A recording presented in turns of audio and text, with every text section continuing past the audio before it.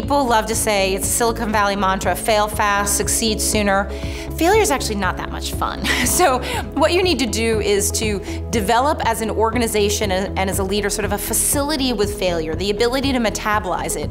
And that starts with essentially recasting failure, right? Because mistakes, errors, misdirection, you know what that is? That's just work in progress, right? If you're gonna try something new, you are going to encounter failure. You're going to encounter mistakes. And I think if you just view that as part of the process of innovation and experimentation, and you figure out a way to squeeze as much insight out of those mistakes, out of that misdirection as possible, that's gonna give you a lot of value going forward.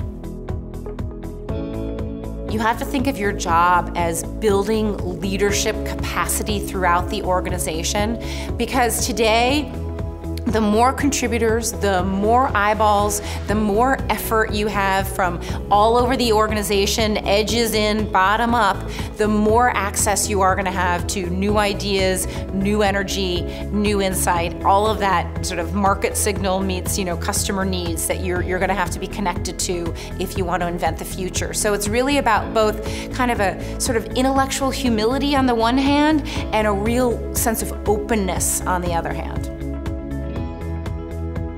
Looking at how not just sort of nimble, lean startups, but about how the large organizations that kind of rule most of our economies are going to be able to shift and move and adopt a set of new principles that makes their organization fundamentally more adaptable and innovative, but I think most important, inspiring and engaging and as human as the human beings who work inside of them. And I think if we are able to make that shift, it's not just going to be a better place to work for everybody, but I think it's going to actually be a better world.